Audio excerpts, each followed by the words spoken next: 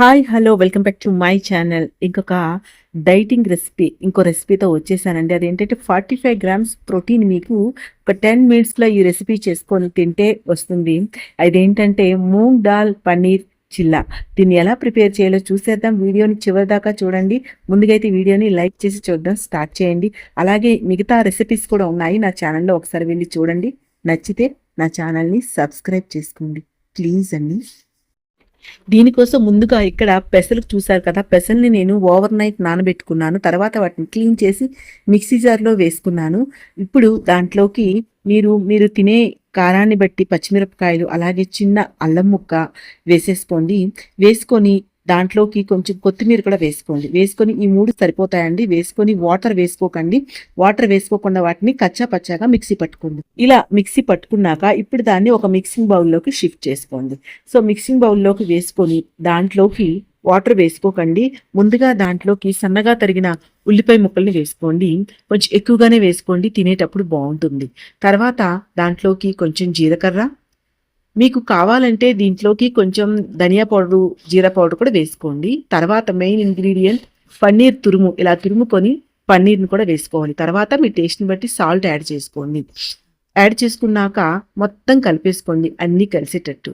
కలుపుకొని ఇక్కడ ముందైతే వాటర్ వేయకండి, ముందుగా అన్ని మిక్స్ అయ్యేటట్టు కలుపుకోండి. కలుపుకొని తర్వాత కొంచెం కొంచెం వాటర్ యాడ్ చేసుకుంటూ ప్రిపేర్ చేసుకోండి. ఎందుకంటే వాటర్ ఎక్కువ ఒకేసారి వేసేయకూడదండి, మనం చిల్లాలా వేస్తాం కాబట్టి. మరి దోశపిండిలా చేసుకోకూడదు. కొంచెం కొంచెం వాటర్ వేసుకొని కన్సిస్టెన్సీ చూసుకుంటూ కలుపుకోండి.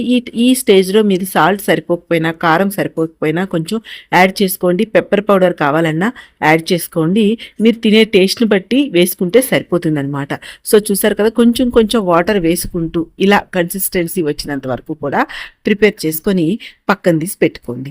తర్వాత స్టవ్ పైన దోశ ర్యాక్ వేసుకొని, లేదా మందంగా ఉండే ఏదైనా ఒక ప్యాన్ కూడా పెట్టుకొని దాంట్లోకి మనం డైటింగ్ రెసిపీ కాబట్టి మీరు బటర్ కానీ గీ కానీ యూజ్ చేయండి, ఆయిల్ యూజ్ చేయకండి. రెండు లేదంటే అప్పుడు ఆయిల్ కొంచెం వేసుకోండి. ఇలా బాగా మీరు దోశ ర్యాక్ని ముందుగా బాగా సీజనింగ్ చేయాలి. ఇలా అది బాగా హీట్ ఎక్కాక దాన్ని ఫ్లేమ్ని మీడియంలో పెట్టాక మాత్రమే వేయండి. లేకపోతే ఇది వేయగానే మనకి ఒక్కసారి బ్లాక్గా అయిపోతుంది, లోపల ఉడకదు. ఇక్కడ మీరు ఏం చేయాలంటే ఇది కొంచెం పల్చగా, మరీ పల్చగా కాకుండా కొంచెం పల్చగా వేసుకొని, సో అది ర్యాక్ బాగా, మళ్ళీ చెప్తున్నా, ర్యాక్ బాగా కాలాక ఫ్లేమ్ని మీడియం పెట్టి మాత్రమే వేయండి.